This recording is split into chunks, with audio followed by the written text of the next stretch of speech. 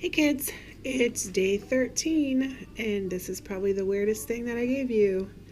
Open up envelope 13, and you got this little package of salt.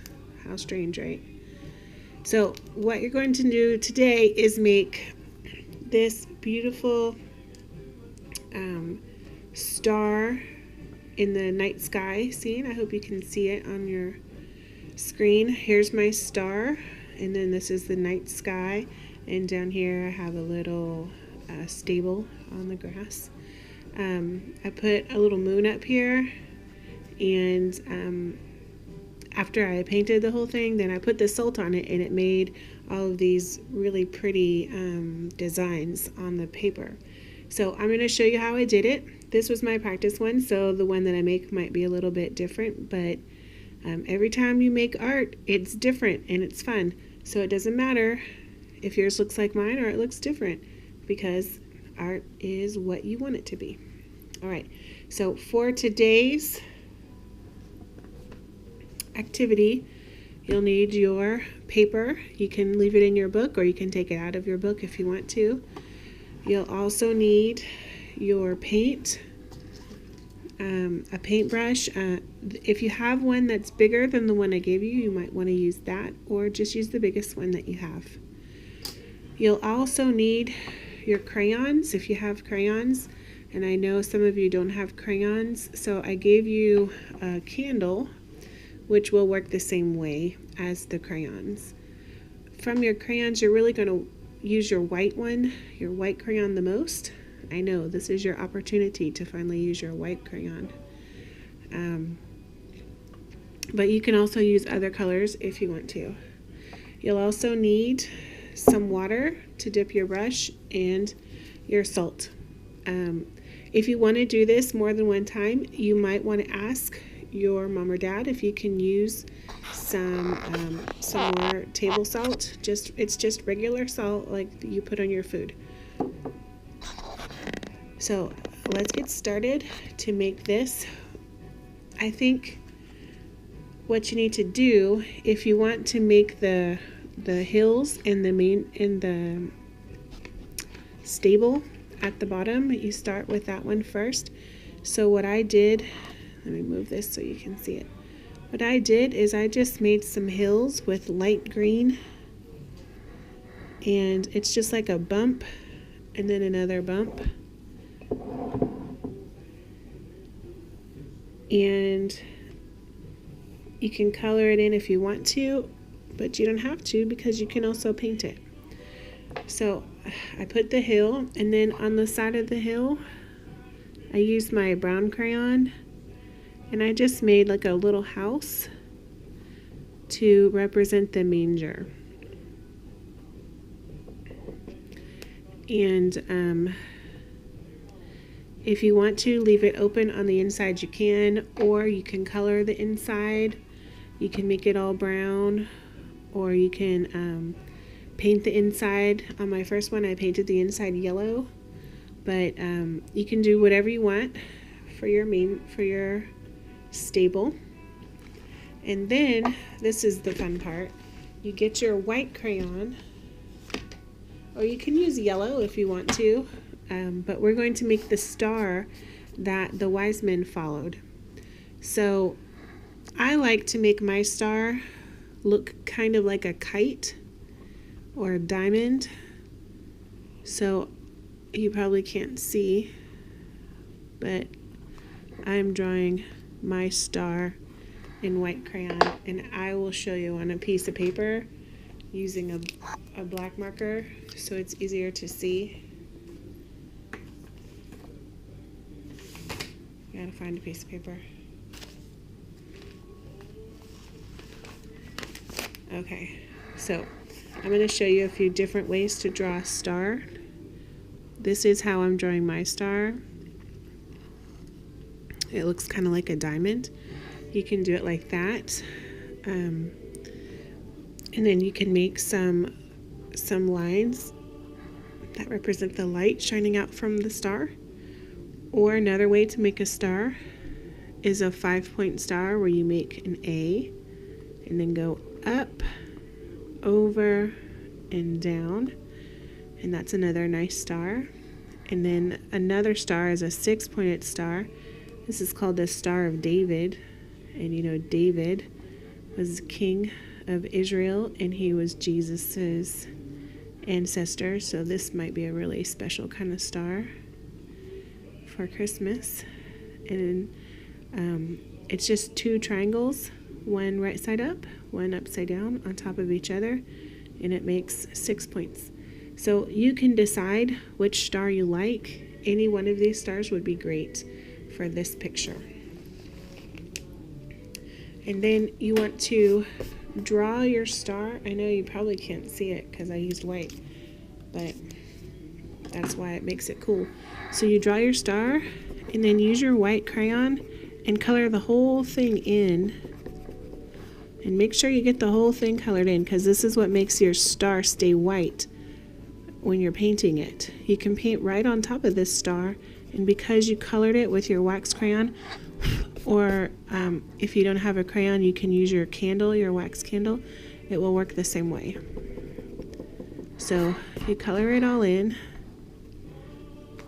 and I'm going to make some little lines like I showed you.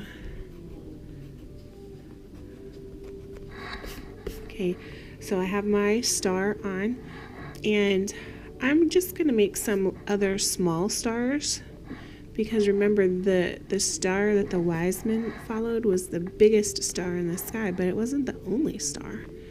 So I'm just going to make some other small stars to represent what else was in the sky. And I'm not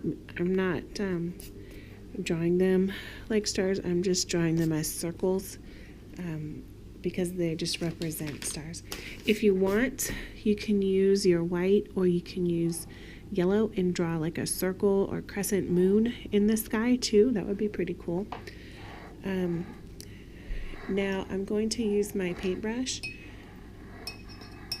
to get started, and the first thing I'm going to do is I'm going to paint my grass green.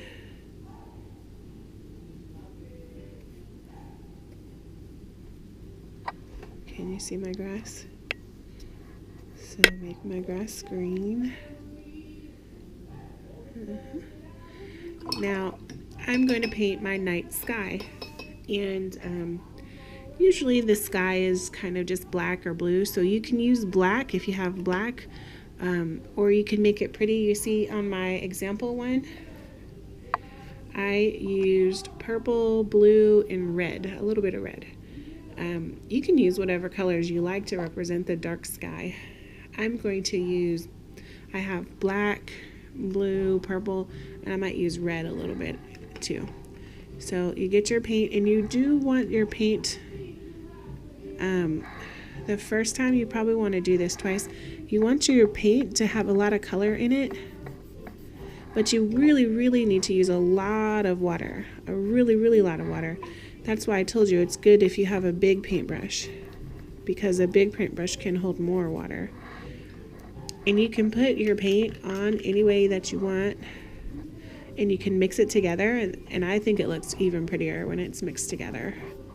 So I'm going to mix mine, and I'm making sure to dip in my water every time, because if I want my salt to do the work, I really need a lot of water to make it work.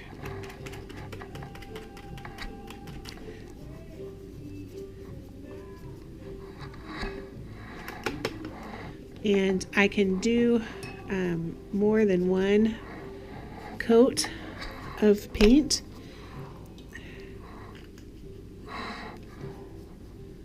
You don't want to get the paint, the night paint into your grass, but otherwise it really doesn't matter, because you're doing the whole sky.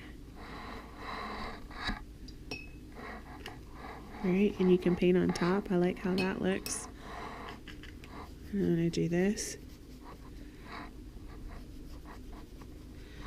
I like how that looks, and I want to make sure that the whole page is wet, so that when I put my salt on, it's gonna look pretty cool.